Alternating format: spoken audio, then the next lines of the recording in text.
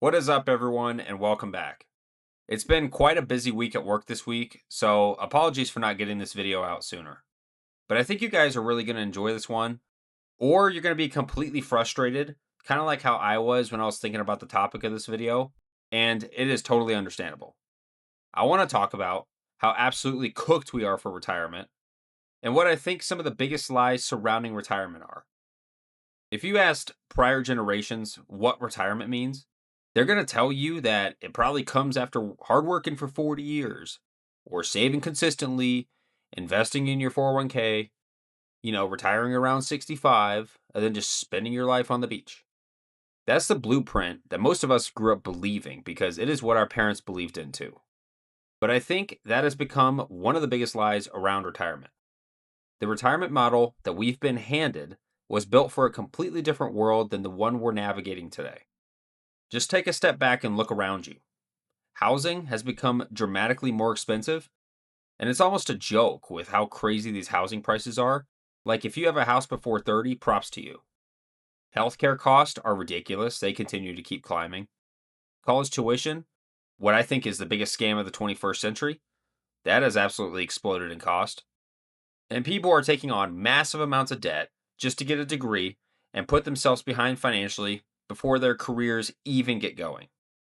And then on top of all of that, people are living much longer than previous generations, which means your retirement savings might need to last you 25, 30, or hell, even 35 years instead of maybe the traditional like 10 to 15.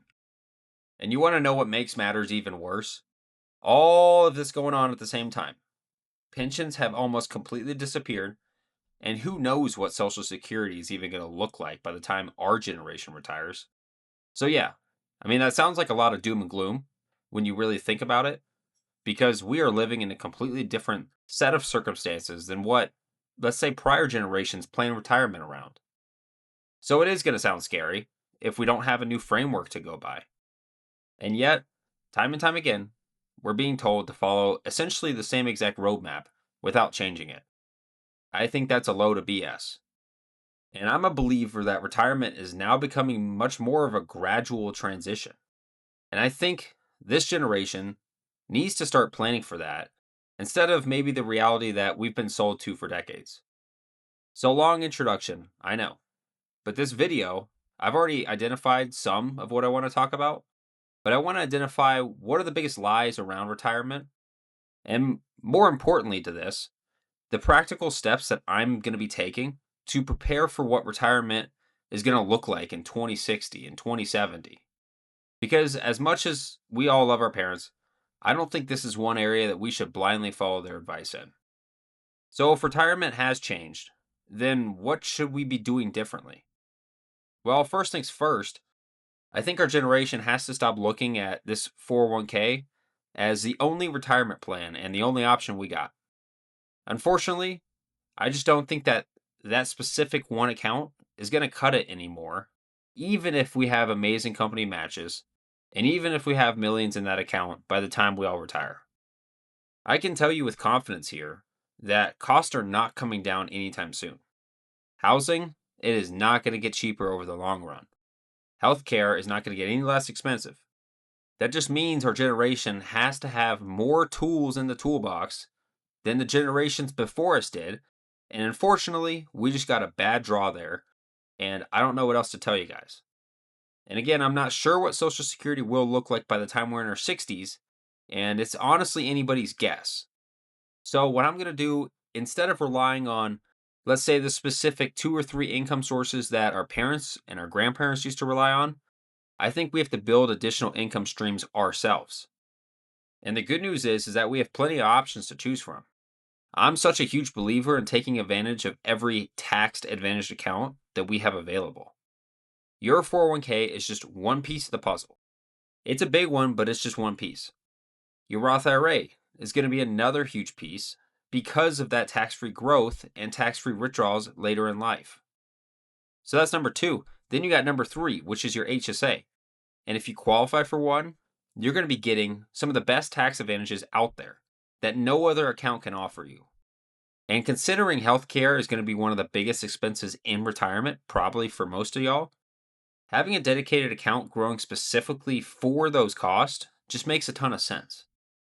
When you start combining all three of these accounts together in a nice mix, instead of just relying on one or relying on the government to help you out, you're giving yourself multiple buckets of money, multiple tax advantages, and a much better chance of keeping up with the reality of what retirement might look like in 2060 and beyond. So, now that we can see some light at the end of the tunnel, let's talk about the next thing that really changed my mind about retirement. And for me, I do not anticipate my retirement meaning that I stop earning money. Now, am I saying that you should be working 40 hours a week when you're 68 years old? No, because that would suck, dude. If you've built enough wealth where your investments can cover your basic expenses, then you get to choose if you want to bring in more income or you can choose if you want to work.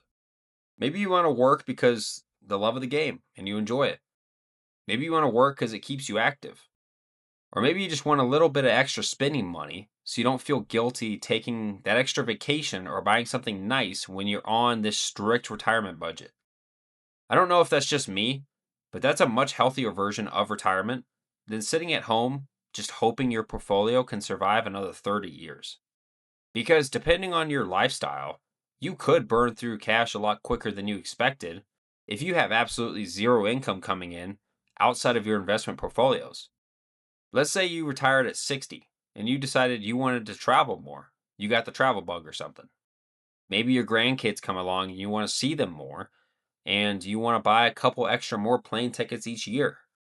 Life does not stop throwing you expensive surprises just because you are retired now. That's always something that's funny to me is when people expect life to get easier as they get older, and then they push off saving and investing because of that, really. And I just laugh because that is never, rarely, ever the case.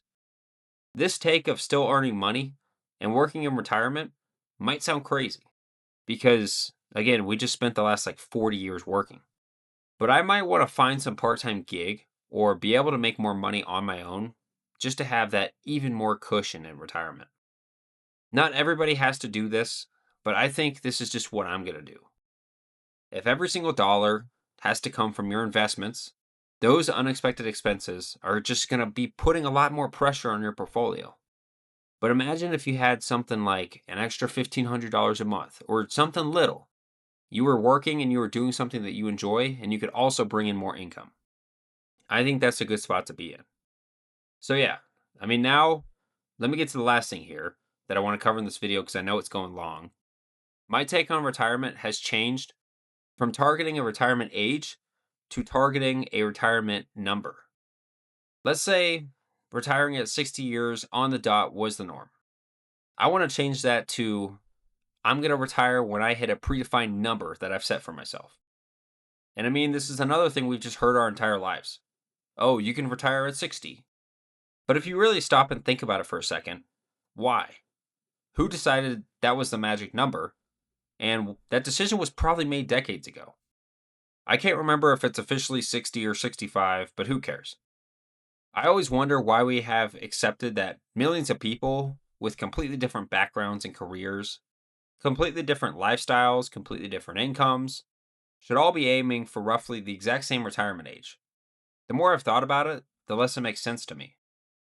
So I have this new way of looking at retirement now through a lens of whether or not I've built enough financial freedom to support the life that I actually want to live. So y'all know I love my examples here. And let's just imagine two people.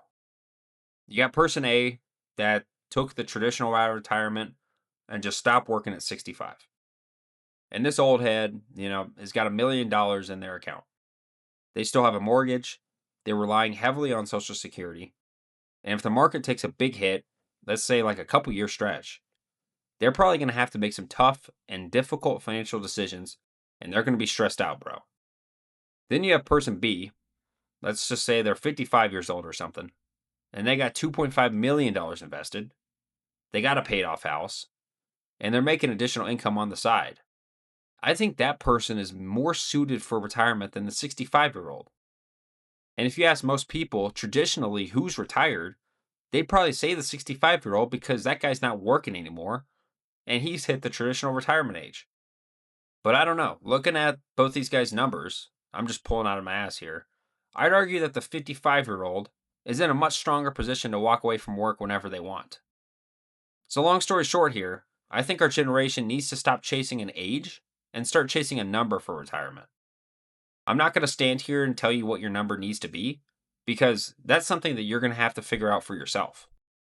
There's a ton of calculators online that'll help you figure this one out, but everyone's lifestyle for retirement is going to be different, and it also really depends on where you live too. So, yeah, those are what I think are some of the biggest lies about retirement. And none of this, hopefully, is meant to scare you or make you think retirement is impossible. Because if anything, I hope it does exactly the opposite. I hope this video encourages you to take control over your own financial future instead of relying on a retirement playbook that was written for a completely different generation.